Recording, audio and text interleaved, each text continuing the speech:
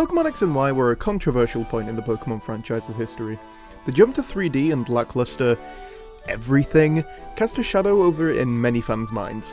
However, in my opinion, it was responsible for the greatest gift to not only Pokémon, but possibly all of mankind in recorded history. Pokémon number 677, Espurr. Espurr has been my favourite Pokémon for, Jesus Christ, a decade? I even got her etched into my skin recently. And aside from memes and occasional mentions from official social media, I feel as though she's been grossly overlooked by the populace, as clearly the greatest thing ever conceived. So, to catch you all up and educate my fellow fans, I've decided to chronicle as much information as I can about this little cat and give it to you here. So hear it to you give I will. Let's go. As mentioned, Espurr premiered in the 6th generation of Pokémon, X and Y, and appeared exclusively on Route 6 on the road to the Parfum Palace, a place most associated with poodle chasing and first dates, but in my mind is similar to, say, the stable where Jesus was born, the origin of an icon. The design is based on Nekomata, a feline yokai which is said to have powers of necromancy. While Revival Blessing wasn't introduced for another 3 generations, Espurr does have immense power, having these 2 rings beneath its ears which, when uncovered, release a large psychic blast, making this easily the cutest nuclear warhead I've ever seen. Just ignore this animation. Espurr's evolution, Meowstic, has 2 forms, male and female, and appears as Olympia's ace. Espurr, though, has a much more prevalent role in X and Y's post-game, the Looker episode. This sees you teaming up with Looker, a detective introduced in the Sinnoh games, investigating a young girl named Emma, who is being hunted by the police for skipping school, and just so happens to have an Espurr as a partner. Her name is Mimi. I love Mimi. Mimi is perfect in every way and has no criminal record. A later mission sees you pursuing a vandal in a robot outfit, Essentia, who is later revealed to be Emma, likely not helped by her needing to put her initial on the face of her oh-so-secret disguise, but also because Mimi approaches the masked figure and acts friendly towards her, and while snitches usually get stitches, I'm happy to make an exception on account of the fact that she is Baby. This was Espurr's first prominent role, but we will return to Emma, as this is absolutely not her most heinous appearance. Her reckoning will come. Espurr is also accessible in Oras and the Sun and Moon games, but unfortunately only by trade, meaning Hoenn and Alola will not be spared once my revolution begins. She also, naturally, isn't available in Let's Go, but being a remake is no excuse. Mega's made it in, and they're from Gen 6, I don't want to hear your excuses, Let's Go! So let's skip straight to the region based on my own homeland, Galar. Being also based on the breed Scottish Fold, it only makes sense for our favourite little fissile furball to make an appearance. This time with 200% more locations to find her, a whole 3 places. The first of these is Route 5 between Hilbury and Turfield, which also happens to be the location of the Pokémon Daycare. Perfect place for such a baby to be. And also for me to immediately begin Masuda method hunting a shiny of her, a quest I have definitely been successful in. Speaking of her shiny, she dons a nice pastel pink colour, with her evolution getting a nice vanilla yellow. I was actually successful in getting a shiny back on the 3DS, but my lack of forethought has lost her to time. I think about her every day. I digress. She's also available in the wild area, but sadly not in the overworld due to Game Freak's personal vendetta against my continued happiness. You can catch her in Hammerlock Hills in most weather, as well as on Motostoke Riverbank in the fog. I assume because them big ol' eyes make her perfectly adapted for such conditions. And stop staring at me with them big old eyes! According to the Cerebi trainer decks, literally 0 trainers have an Espurr or Meowstic, which seems incorrect if memory serves, as every time I'm made to knock one out it is like a knife to my heart, but I do not have the time nor inclination to check. Neither appear in max raid dens either, adding further difficulty to shiny hunting her, but it's the rarity she deserves. Want a pink cat? Gotta put in the work, buckaroo. Next in line, BDSP, to nobody's surprise, also brought disappointment. With no Espurr, but also no Pokemon post-Gen 4, and also no fun, or shit given while making it, so makes sense. Legends Arceus continues the drought, but since Scottish Folds first came about in the 60s, I suppose it makes sense. Thin Ice though. Temporal rifts will only get you so far. Finally, Scarlet and Violet. Initially heretics, as she was not in the base game, but she would later be revealed front and center to be in Part 2 of the DLC. She can be found in the coastal biome, and hey, this one's pink. That's right, after all this time I have landed myself a shiny, and actually my 100th in my shiny living dex. And what's that? The Synchro Machine? Allowing you to directly control your Pokémon on whimsical little tasks? People, I think we might have it. That is a playable Espurr. Let's go! Let's go, baby! That's what we put it for! That's what we put it for! That's me. This game is peak. That brings us to present day, at least of making this, but this has covered a fraction of her presence. Now that the main series is dealt with, we can get on over to... As much as I wish we could start this segment with Poképark 3, the Pokémon Company unfortunately gave up making good games in 2011, so let's take a look at the side games after X and Y and see if they're worth giving a shit about. When I think of Pokémon spin-off games, I immediately think of Mystery Dungeon, a game where you fucking, Look, I'm gonna be honest, I've barely touched this game, I didn't really like the remake, and we've just never crossed paths otherwise. Don't worry, I've had a crucifix ready for this exact moment. There is exactly one original Mystery Dungeon game released after Gen 6, Super Mystery Dungeon for the 3DS, a game which has a funny, albeit unimpressive review score. Let's hope that doesn't reflect its Espurr contents. Mystery Dungeon's whole thing is that you play as the Pokémon, and I've seen Espurr art from it before, so I'm happy to report that there she is! You encounter her in the Serene Village School among her classmates Pancham, Shelmet, Deerling, and Goomy, a delightful selection of weird little guys. From here you can make her your partner and blast through a battle system that is like looking at this image to me. But until New Super Mystery Dungeon U2 Deluxe the Musical The Show comes out, that is where her mysterious dungeoneering comes to an end, bringing us to another series with a surprising amount of entries, but cranking down the poly count a little bit. Pokémon Rumble is a series I have also never played. I swear I'm a Pokémon fan, please God, trust me. You run around and complete simplified battles and you play as the Pokémon. Wait, isn't that just No, idiot! In fact, I'd even argue it is better than Obscure Basement, because it has not one, but two entries featuring our fuzzy feline. Starting with Rumble World, she appears in Fairyland and in the flowery wooded dell, returning to the forest setting where we first encountered her. She also looks like this, and honestly, I don't think I've laughed harder than when I first discovered these models. For reference, I was in hospital when I discovered them, so they certainly helped pass the time. As I mentioned, Espurr also blessed Pokémon Rumble Rush, this time found in two places, the Greninja Sea and the Mimikyu Sea. Not the place I'd expect to find a cat, but maybe through the power of terastallizing, anything's possible. Speaking of low poly models, Pokémon Snap. No, this one. New Pokémon Snap, a game that only exists by the same magic that put Banjo in Smash, and shows off our star in glorious graphics, showing off an obscure fact of her powers of flight. Is there nothing she can't do? Deep in the woods once again, this time in Elsewhere Forest, ready for me to fill my Switch's storage with snapshots of my perfect favourite child. But, you know what else has a camera? The 3DS! Look, not everything gets a good segue. Espurr's birthplace has two further games which feature her, the first of which being Pokémon Picross, giving us somehow a even lower resolution rendition than Rumble did, sandwiched right between two Pokémon of comparable power, Mega Scizor and Aegislash. We also find her in Pokémon Trozei, relatively deep in the game in the Mountain of Order, but that's simply unacceptable! She must be acquirable sooner, the soonest in fact! Enter Pokémon Shuffle, also known as Pokémon Trozei.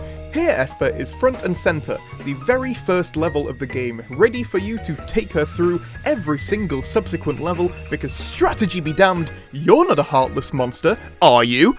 Oh, she's also level 418 of the Blau Salon, apparently. I have no idea what that is, and since she just misses a funny number, I'm electing to not give a shit. We stay on mobile devices to round this segment out, bringing us to Pokémon Masters EX. She is featured not as Olympia's partner, but Kalos, the main protagonist of X and Y.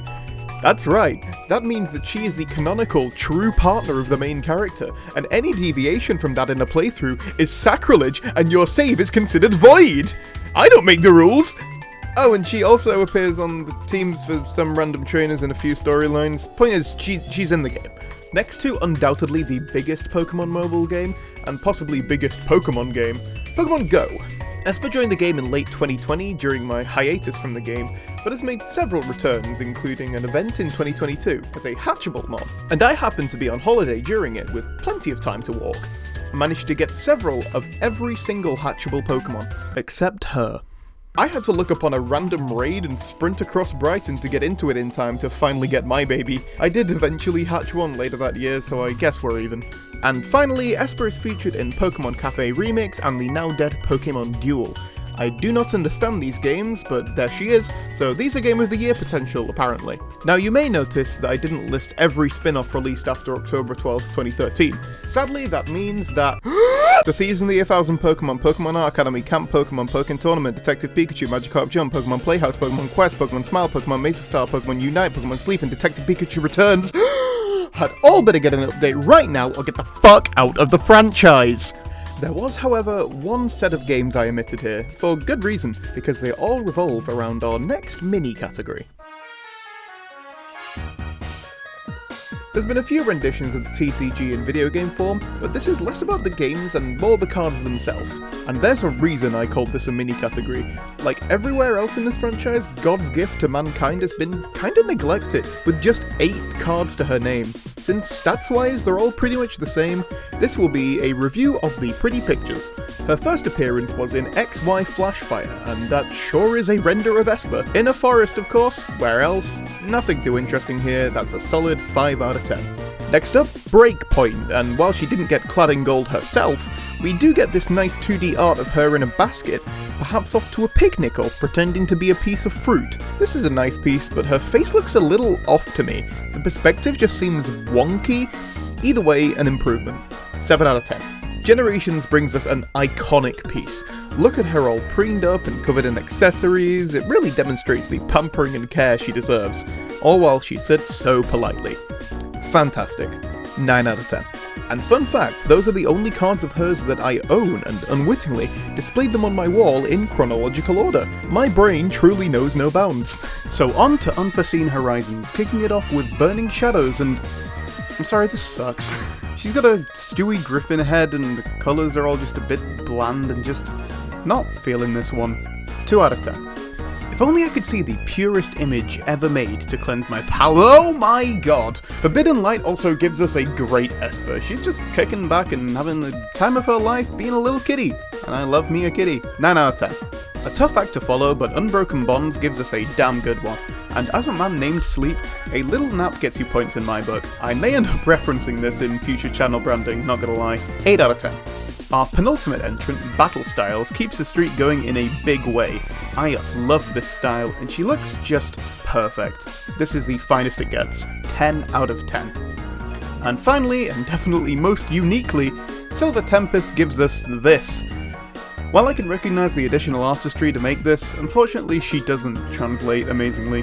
Got a 10 though. 4 out of 10. And that's the lot as of writing this, but speaking of drawings, that brings me to the aspect of Pokemon that introduced me to it all those years ago.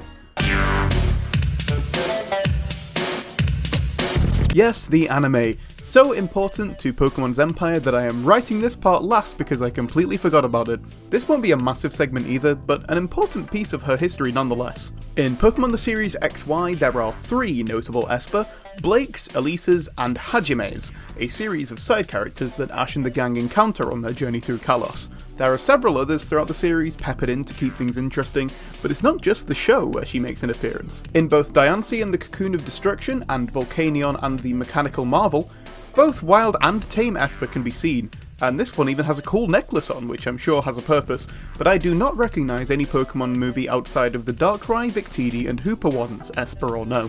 And thanks to Pokemon Generations, we see Emma's Espurr from X and Y in full motion glory in the episode following the plot of the postgame. Wait, what are you doing? Wait, stop, what the fuck? Have this child killed immediately, how dare she? God. You know, I need something to calm me down after seeing that. So let's stay in this field, but maybe take away the animation. Okay, this segment is going to take like 2 seconds. In Overthrowing a Tyrant, we get a bit of backstory on a recurring character in this video. A Team Flare Grunt attacks the protagonist with 4 Espurr, a man of taste I see. And after being defeated, who else but Emma comes along and adopts one of the Espurr and names it Mimi. the very same one seen in the games and Pokémon generations. As a man who's never read the manga, this is a neat bit of history to the most notable Espurr there is. Thanks to Bulbapedia for saving me from reading every single article of the manga for this. There are 2 more minor appearances, but that's about it. I told you this would be quick, so how about we make up for that with something Pokémon Company actually cares about? Now, I'm not sure if you know this, but the Pokémon Company enjoys making merchandise. Plushes, figures, shirts, pop vinyls, books, waffle makers, cars. If it exists, Pikachu has been on it. But not all creatures are created equally, so in the event I win the lottery, let's see how much official Espurr merch I can track down. Let's check the UK Pokémon Center store first, just to see what they currently have. Right, okay, cool. But the US store has a few things, this art print and postcard set, as well as a shirt, all of which are now unavailable. Maybe Japan will have better offerings. Checking what I think is the Japanese Pokemon online store, Espurr, or should I say Nyaspa, has a few things. This little plush thing, this art card of all the cats, and this diorama, which it is taking everything in me to resist buying. For now, it will sit on my Amazon wishlist until I'm feeling particularly impulsive. And with that, time to Google. Past and present, what can we find? Let's start with the plushies, and from the same line as the diorama, we find this incredibly traumatized looking thing, also available in decapitated form if you prefer. I love it. We've also got these two after my own heart, by Tomy and Pokémon Center respectively, as well as an awake version of the Roadkill plush. Tomy also released a standard Espurr plush, and I actually own this one. Just a classic Spur right there. We have this straight out of 2010, the Pokédoll for all my nose haters in the audience, this little winking one from Bandai, and a screaming one with flat arms, possibly explaining the name of Oops Espurr. Finally, here's one with a Poképuff, just as she deserves, a sweet treat for a sweet baby, as well as this very premium looking one from Banpresto. I'm totally not using this section as a shopping list in the future. Let's look for some more solid merch, by which I mean figures. Espurr has got the perfect proportions for a Funko Pop, but whether fortunately or not, we haven't got one yet. So let's see what we have got. Kicking it off is this silly little guy from the Pokepiece series we've seen a few times now. She also appeared in a mixed box with Mewtwo, Holucha and Riolu, looking very lost. Another case of Stewie Griffin syndrome in this clip and carry figure, and perhaps an overkill of an Ultra Ball, but maybe whoever called this one just really wanted it. Another diorama next, this time the Midnight Mansion one, stood up on some books trying to grow big and strong. From what I can tell, looks like that's where it ends with the figures. But you don't think Pokémon would stop there at merchandising, do you? Let's go through literally everything else in bulk. We've got this multi-pack of keyrings with Espurr and both Meowsticks, a couple more keyrings from the Pokepiece line, this one featuring a Purloin watching Espurr lose a fight to a ball of yarn, as well as this little standard one. The Pokepiece line doesn't stop there though, giving us 2 pop sockets, a little pouch, and even mirrors? She and Scorbunny have some kind of racket going on, and honestly, I'm here for it. It really doesn't stop there though. We got a bottle, a collection of soaps, stickers, a cooler bag, lunchboxes, a pillow, pass cases, sticky note, phone cases galore, pencil cases with stationery to boot, memo pads, pouches, tote bags, a glasses case, a towel, a cup, a set of chopsticks with and without spoon, and a goddamn chocolate mold? I could live an entirely Espurr-based life if I wanted to, especially since it doesn't end there. We got a clock, we got a giant face pillow, fuzzy socks, mask cases, Millefee charm shots, whatever the fuck those are, yet another bag, wafers, ramen, plasters, a sewing kit, and a Leapfrog Kids learning tablet thing. When Pokemon merchandise, they merchandise hard. This is going to be the only piece of Espurr merch that could potentially run Doom. I want to clarify, this isn't just every Pokepiece merch item. I've made sure that they've got Espurr's gormless face plastered somewhere on them, and every single one does. Where every other aspect of Pokemon's merch department has failed, Pokemon Peaceful Place has picked up the baton and absolutely sprinted with it. I may well have missed something here, despite my scouring, you never know. There are even short videos and mini-comics from this line, but I think that's where we come to a close.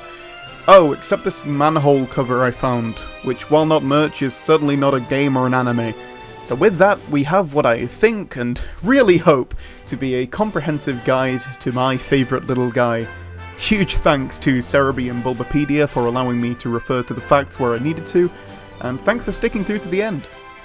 And just remember, if you don't have an Espurr, count your fucking days.